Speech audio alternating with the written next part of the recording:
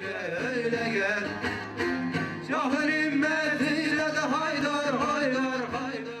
Aleviyên Amedê di roja Eşûrê de hatin bahev. Meham heremê ji bo bawermendên Alewiyan meheka pîroz e. Di vê mehê de Alewî rojî digirin û qetilkirina Hezretê Hüseyin bi bîr tînin weke kevnişopiyek jî xwarina bi navê Eşûrê belav dikin. Komeleya Pîr Sultan Abdal a Alewiyan Gul Amedê roja Eşûrê li darxist. Li vir Alewî îbadetên xwe yên bi navê cem û semahê bi cih anîn. Bu dağları da aşmalı bugün.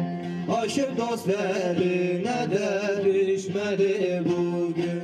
Hozan û pîrên Alewiyan ristên xwe gotin û qetilkirina Hezretê Hüseyin û axrabayê wî şermezar kirin. Hêjayê gotinê ku îsal Wezaretiya Karên Navxwe bi hiceta tedbîra ewlekariyê nehîşt ku hem li Enqerê hem li Amedê û hem jî li gelek bajarên din Alewî bernameyên Eşûreyê li dar bixin.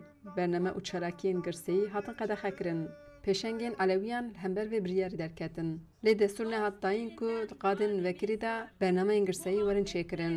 Serokê Komela Pîr Sultan Abdalê Cafer Koluman biryarên qedexekirinê şermezar kir. Demek için kimseden onay almadık, almayacağız. Wî got ji bo ku em baweriya xwe bi cî bînin meşkesî destûr nexwestiye û em naxwazin jî. Qedexe nikare bibe asteng li pêşiya îbadetên me. Tabii ki Alevi yurttaşlarımız hala çok ciddi sorunlar yaşıyorlar.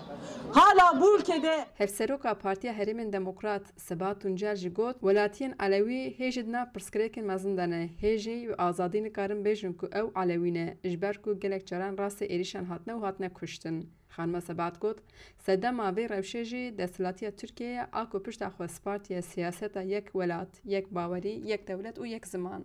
Cîgirê Serokê Partiya Demokratîk a Gelan HDP İdris Baluken jî di bernameyê de amade bû û got li Meraş, Sîwaz, li Gazî û di bûyerên Geziyê de welatiyên Alewî hatin qetilkirin. Wî got heman feraseta qetlîamkar li Sûr, Cizîr, li Roboskî jî bi hovîtiyek mezin bi ser berxwedanê de çû û qetlîaman pêk anî.